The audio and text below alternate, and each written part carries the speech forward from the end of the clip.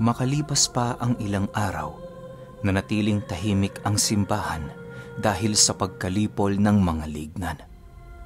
Hindi na muli itong inisip pa nila Padre Dama sa kadahilanang ang inaakala nila tuluyan na nilang nalipol ang malalakas na miyembro ng kanilang kalabang angkan. Dahil sa tapos na noon ng Semana Santa, kung kaya't unti-unti nang bumabalik sa normalang simbahan. Araw na lamang noon ng pahinga ang kanilang simba, kaya na may hindi na palaging abala si Padre Dama. Isang hapon, habang nagtatabas ng damo si Pekto sa bakuran ng simbahan, may nasipat siyang 2 batang pumasok sa pintuan ng simbahan. Akala niya maglalaro lang ang mga ito, subalit ilang minuto lang noon ang dumaan, bigo siyang ito ay masilayan sa palaruan. Dahil sa pangyayaring yon, napilitang mag-ikot sa simbahan si Pekto upang magawa niyang malaman ang tinungo ng mga bata. Wala naman siyang ipinag-alala sa mga ito, gawa ng kitang-kita niya noong pumasok ang mga batang yon at kawangis yon ng iilang mga kabataang nagsisimba na naninirahan sa kanilang baryo. Sa pagdating ni Pekto sa likurang bahagi ng simbahan, labis-labis naman ang kanyang pagtataka, gawa ng wala talaga siyang nakita. Ilang minuto pa ang lumipas, bigla siyang natigilan sa kanyang paglalakad nang makarinig siya ng mahihinang pagbubungkal sa loob ng simbahan. Dahan-dahan siyang sumilip sa isang bintana nito at doon niya nakita ang 2 batang abala sa pagbubungkal ng sahig. Sa unang tingin doon ni Pekto, alam niya na kaagad na hindi ito mga ordinaryo, gawa ng naglalaway ang mga ito habang ibinubungkal ang kanilang mga kamay sa napakatigas na sahig na gawa sa simento. Nakakarinig din siya noon ng mga mahihinang pagbulong na parabang nagpapalipad hangin ito sa buong paligid. Nang masipat niyang nagbubungkal na ang mga ito ng sahig, laking gulat na lamang niya nang makita niyang ibinuka ng isa nitong kasamang bata ang kanyang bunganga habang marahang isinisilid roon ang tipak ng simentong kanilang natibag. Pagsilay doon ni Pekto, labis na lamang ang kanyang pagkagulat sa kadahilanang hindi niya mawari kung papaano nangyari ang bagay na yon. Isipin niyo na lang, malakamaong tipak ng simento, kinain lang nito na parabang malambot na tinapay. Ang labis pa noong ipinagtataka ni Pekto na maging ang halos karamihan ng kalat ng mga ito sa loob ng simbahan, kinakain ng bata na animoy siya ang nagsisilbing sisidla ng kanilang mga nililikhang dumi. Paglalarawan ni Pekto sa batang kumakain ng simento, lubog na lubog ang mga mata nito, subalit ang katawan naman nito, mas malaki ng dihamak sa butot balat na pangangatawan ng kanyang kasama. Wala din yung matatalas na kuko, kasalungat sa batang nagbubungkal ng simento. Wala ring ngipin ang batang yon na parabang hindi ito tinubuan kahit siya ay nasa hustong gulang na. Ang labis pang ikinagulat doon ni Pekto ay ang napakadulas na mga balat nito na animoy maihahalin tulad mo sa kulay ng isang lechon kapag malapit ng maluto.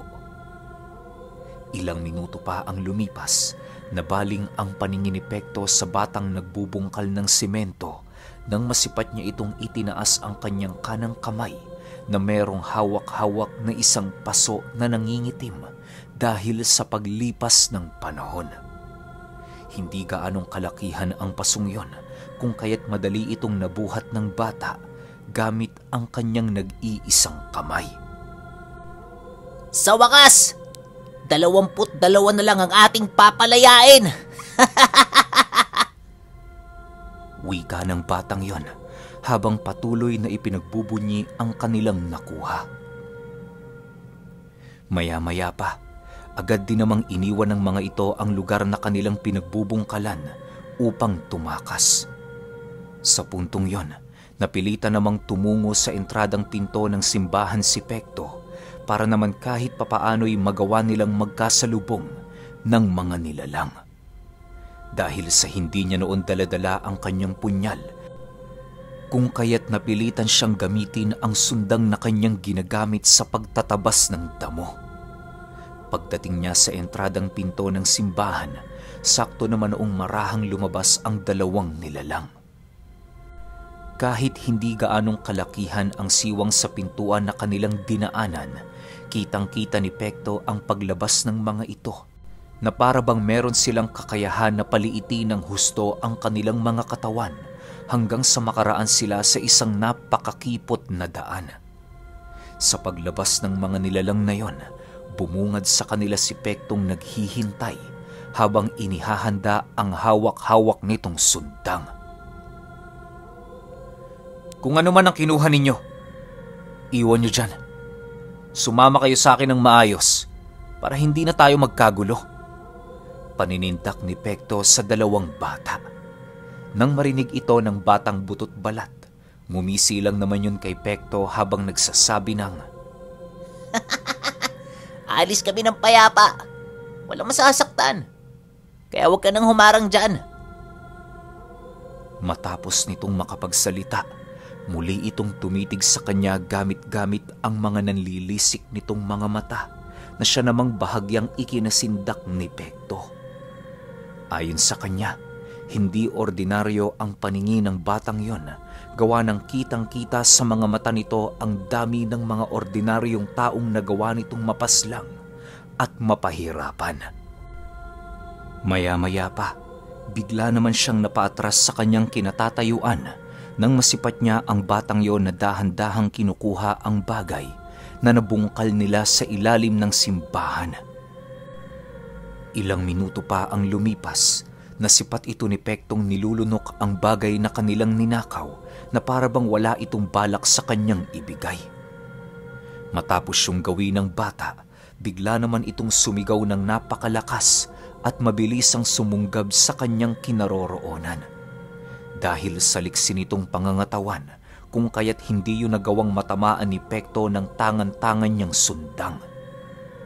Habang nasa ulo niya ang batang yon, dahan-dahan naman siyang napapayuko, gawa ng ang pakiramdam niya, bumigat ang kanyang buong katawan. Kahit anong gawin din niya noong mga oras na yon, tila ba wala silang nararamdamang sakit sa kabila ng kalmot na kanyang natatanggap. Ilang minuto pa ang lumipas, nagawa itong mahawi ni Pekto na kung saan doon na nagkaroon ng pagkakataon ng bata na kumaripas ng takbo, papalayo sa simbahan. Kahit naiwan ito ang isa niyang kasama sa harapan ni Pekto, hindi na yon lumingon na parabang tanging ang sarili na lamang niya ang kanyang iniisip. Sa pagkawala ng nilalang tangan ang kanilang nakuha sa simbahan, walang pagdadalawang isip namang tinalian ni Pekto ang kasama nitong naiwan at dinala sa loob ng kumbento. Hindi yun naging mahirap para sa kanyang gawin sa kadahilan ng masyadong mabagal gumalaw ang batang yon dahil sa dami ng lupang ipinakain dito ng kanyang kasama. Habang kinakaladkad niya ang bata patungo sa kumbento, panay naman ang pakikipag-usap doon ni Pekto upang magawa niyang malaman ang bagay na kanilang kinuha sa loob ng simbahan. Subalit kahit anong pakikipag-usap niya ng maayos doon, tanging pagtawa lang naman ang naging sagot nito na parabang wala itong balak na makipag-usap sa kanya ng maayos.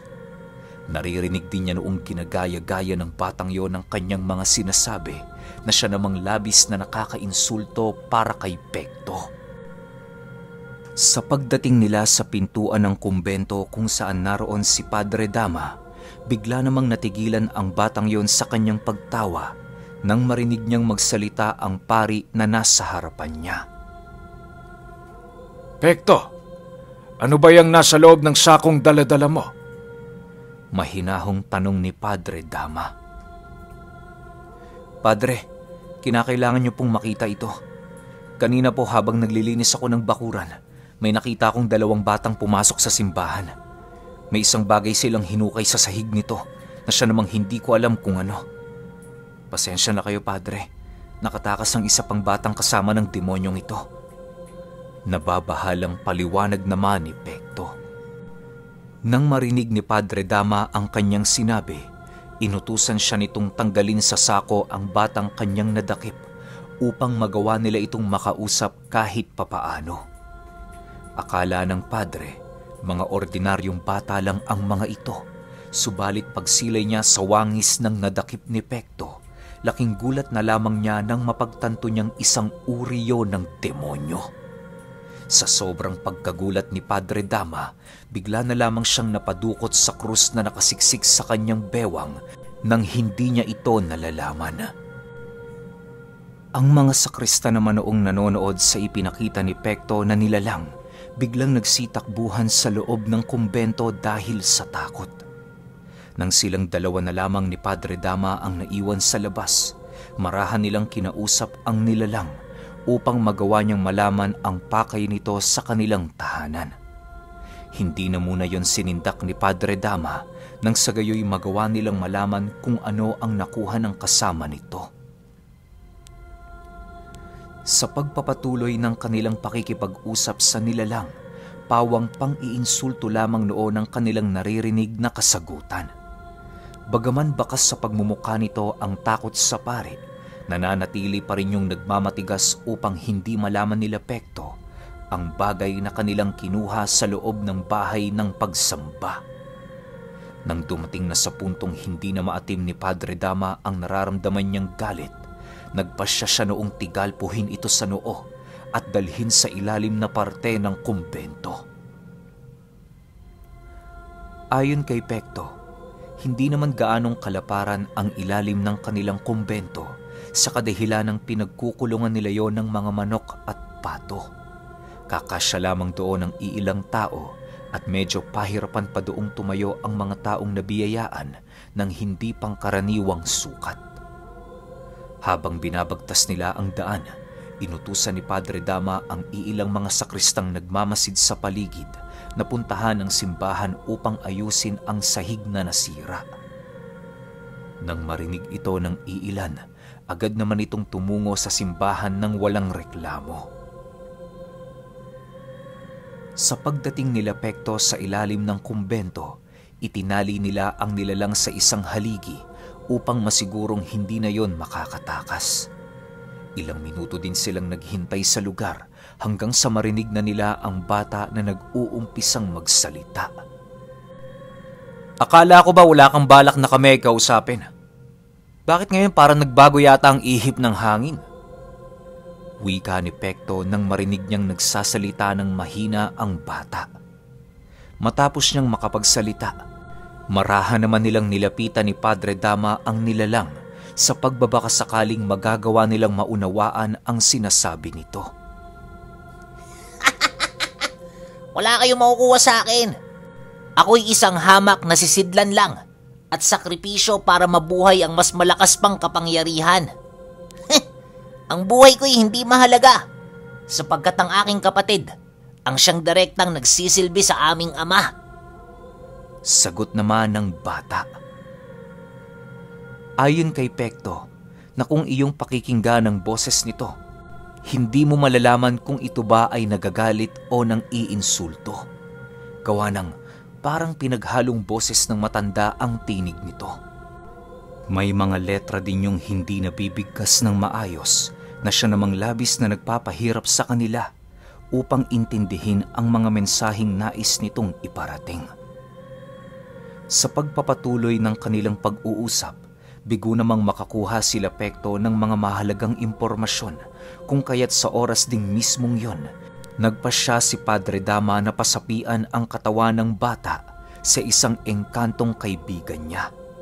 Yun na lamang ang naiisip niyang paraan upang magawa nilang malaman ang mga bagay na pilit nitong itinatago sa kanila. Habang nagbibigkas ng mga engkantasyon si Padre Dama, panay naman ang panggugulo sa kanya ng bata na parabang ayaw nitong matapos ang ritual na kanyang ginagawa. Nang hindi na maatim ng pari ang paulit-ulit nitong panggugulo sa kanya, inutusan niya si Pektong busalsala ng bunganga nito upang mapigilan ang anumang masasamang katagang ilalabas sa bibig ng nilalang. Dahil sa patuloy na pagpupumiglas nito sa nais gawin ni Pekto, napilitan na siya noong talian ang ulo nito upang hindi na yun gumalaw sa iba't ibang direksyon.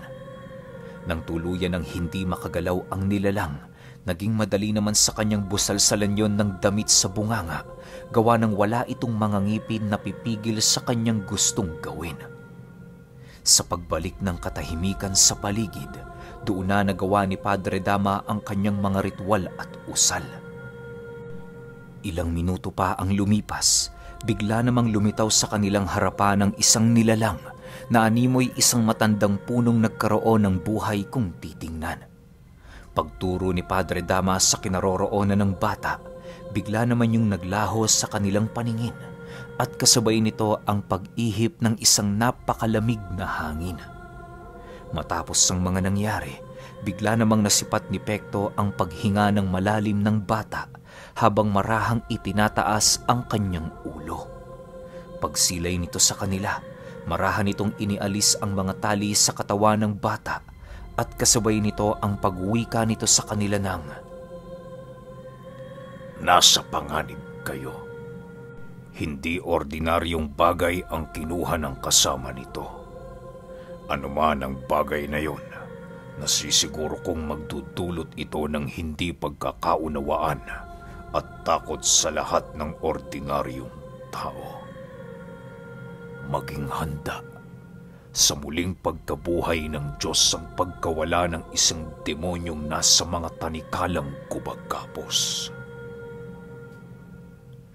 Kasabay ng pagwika ng nilalang, ay siya namang mabilisan nitong paglaho sa katawan ng bata na siyang naging sanhi upang bumagsak yon sa lupa nang wala ng malay. Bago pa man bumalik ang sariling diwa ng batang yon, agad naman itong itinali ni Pekto sa pundasyon ng kumbento upang masigurong hindi yon makakawala mula sa kanilang pagkakadakip. Ilang minuto pa ang lumipas, kagaya ng inaasahan nila Pekto, panay naman ang pagwawala ng bata na para bang galit na galit ito sa kanilang ginawa. Nagpapalipad hangin din yon ng mga pantigalpong usal sa paligid sa pagbabakasakaling magagawa nitong maapektuhan si Pekto at si Padre Dama. "Nagsasayang ka lang ng lakas at laway mo, demonyo. Sa tingin mo, sinong maapektuhan ng tigalpong yan? Gayong malalakas ang aming bakod at puder sa katawan. Itigil mo na yan kung ako sa'yo. Manood ka na lang sa gagawin ko." Mahinahong wika ni Padre Dama sa nilalang habang gumuguhit ng mga simbolo sa buong paligid. Ang ginawa naman ni Pekto noon, maiging pinagmasdan ang ginagawa ng pare upang maunawaan kung ano at para saan ang mga simbolo at ritual na kasalukuyan nitong inuukit. "Pagmasdan mo ng maigi, Pekto, ang ginagawa ko. Ang ritual na ito, kinakailangan ng apoy para mapagana. May mangilan-ngilan sa mga ritual, alay ng buhay ang hinihingi. Pero alam mo ba na ang malalakas na ritual, abilidad ng mga elemento ang kinakailangan para mabuhay? Buksan mo ang iyong ikatlong mata nang sa gayoy makita mo ang mga bagay-bagay na ni minsan sa buong buhay mo, hindi mo pa nagawang masilayan." Wika ni Padre Dama matapos nitong maiguhit ang mga simbolo papaikot sa bata. Nang marinig naman ni Pekto ang sinabi nito, dali-dali naman siya noong pumikit habang patuloy na pinakikiramdaman ang pagkakaroon niya ng kamalayan sa matalinhagang mundo na nagkukubli sa paningin ng isang ordinaryong tao. Maya-maya pa, bigla naman siyang nakasilay sa kanyang isipan ng mga kumikisap-kisap na bagay, hudyat na malapit na niyang mabuksan ang kanyang natatagong kamalayan. Sa muling pagmulat ng kanyang mga mata, bumungad sa kanya si Padre Dama na mayroong hawak-hawak na lubid na kulay pula, habang nakatayo sa nagbabagang mga simbolong kanyang ginawa. Ilang minuto pa ang lumipas, laking gulat na lamang niya nang bigla niyang ipinulupot sa katawan ng bata ang lubid at kasabay nito ang buong lakas niyang paghila na para bang meron siya doong nais makuha.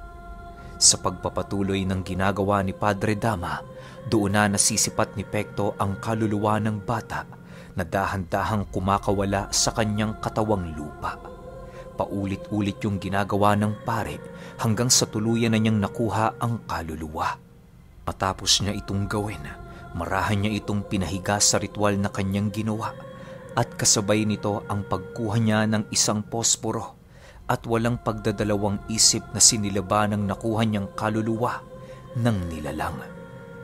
Habang pinagmamasdan ni Padre Dama ang pagkasunog nito, panay naman ang kanyang ginagawang pag-uusal upang masigurong magabayan ng nilalang sa gagawing paglalakbay nito patungo sa ikalawang buhay. Naway sa pag-alis mo sa mundo ng mga buhay, iwan mo ang lahat ng galit at puot na iyong nararamdaman noong ika'y nabubuhay. Maging payapa sana ang iyong kaluluwa at patawarin ka ng Ama sa iyong mga pagkakasala. Sa ngalan ng Ama, ng Anak, at ng Espiritu Santo. Amen. Wika ni Padre Dama habang pinagmamasdan niyang natutupok ang kaluluwa ng bata. Ilang minuto pa ang lumipas, bigla naman silang nakasilay ng mga malaalitap-tap na liwanag na dahan-dahang tumatagos sa papag ng kumbento. Ayon kay Padre Dama, na ang nakikita nila noong mga oras na yon ay ang kaluluwa ng batang pabalik sa amang may likha. Dahil sa kanyang ginawa noon, kung kaya't muli itong naging katanggap-tanggap para sa kaharian na walang hangganan. Ayon kay Padre Dama, na sa oras na makakita ka ng kaluluwang may wangis pa ng anyo nito noong nabubuhay, maaaring hindi pa yon nakakatawid.